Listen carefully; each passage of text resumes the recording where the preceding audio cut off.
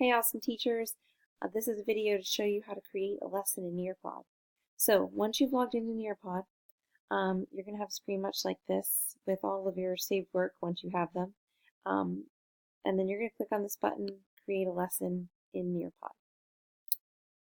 For today's purposes, I'm going to be creating an application problem slide, but like I said, there's many different things that you can do with Nearpod. Once you click on adding a slide, you get three choices. You can add content, and that's where you get all these choices. Some of the things I showed to you today were adding a slide. We took a look at 3D. We did a field trip, which is the VR experience. We did a sway, and that was it for this one.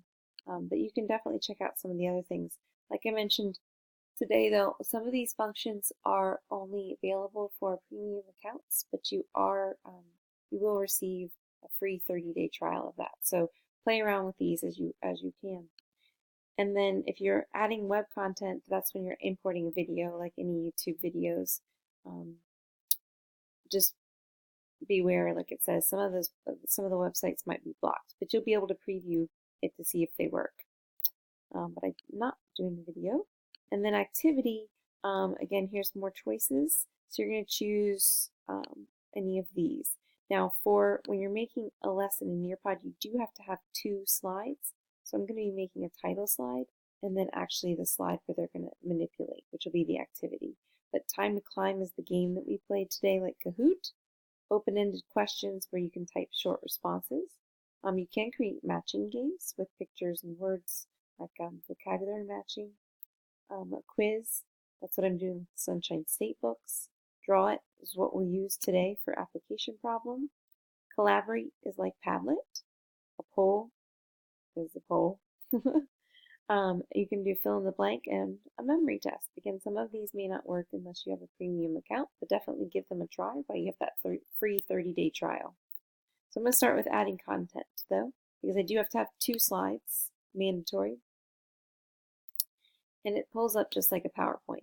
Now you can create a PowerPoint separately and import the entire PowerPoint into your Nearpod. Since I'm only making one slide, I'm going to do it directly right in here. So I'm going to type the title here so that I know what this is when I go and look at all my student work. Today I'm going to be doing a second grade application problem from Module 3, Lesson 11. Okay. Now, this section here is just extra space. You could totally leave it blank and we're done. We'll save and we'll exit. But I like clip art, so I just go and find clip art. Maybe you do like read, draw, write or something like that, that you could, just a reminder to your students. I downloaded it down here. Just named it download, and then I'm going to try and upload it. And there it is right there. And open it. And then you can manipulate it so it fits in your space here, or trash it because you don't like it at all. That's that. So now I have my title slide. So I'm going to add one more slide. This time I'm going to add an activity. And my kids are going to be drawing it because I want them to use their finger to do this math problem. Okay? So the instructions are where you're going to put your the actual application problem.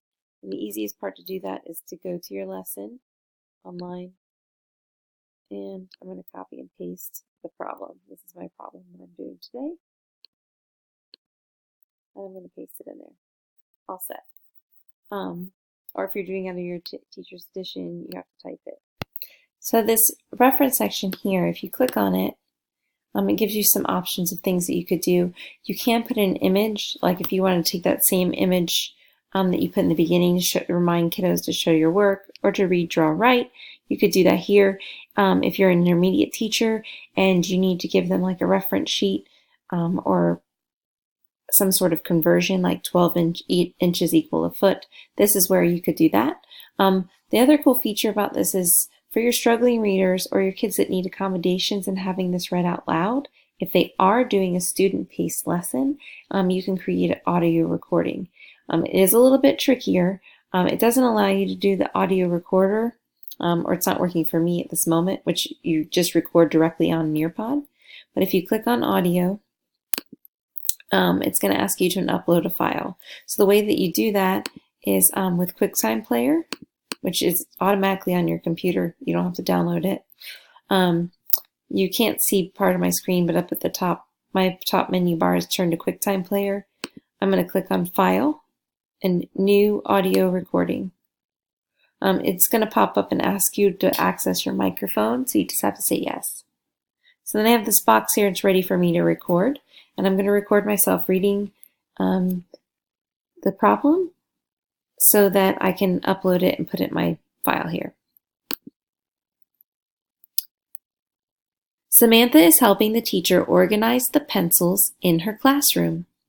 She finds 41 yellow pencils and 29 blue pencils. She throws away 12 that are too short.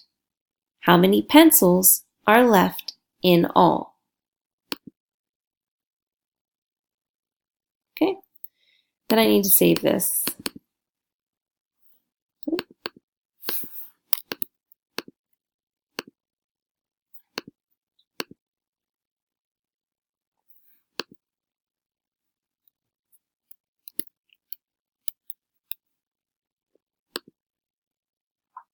Okay, and then when I go to upload,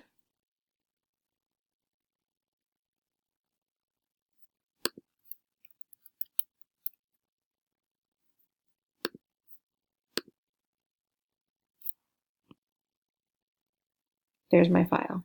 Okay, so my kids will see the same when they open theirs.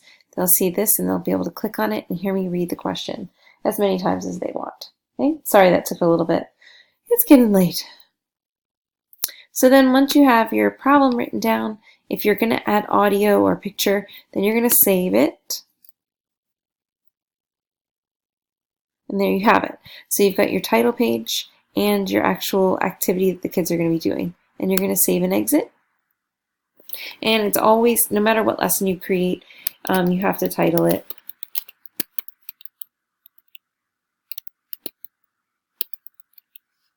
Module 3, Lesson 11. And then you have to add what grade it is. And this was math. And we're going to save and exit. So then it shows up on your workspace. And you can either choose to do it a student-paced lesson or a live lesson. And either when you click, it's going to give you a code. So for the student-paced, you're going to need to copy that somewhere, write it on your board for your kids to use when it's time to use it. If it's a live lesson, it's showing up on your computer, on your TV, and the kids are entering it for your live lesson. Okay, so that is how to create a lesson using Nearpod.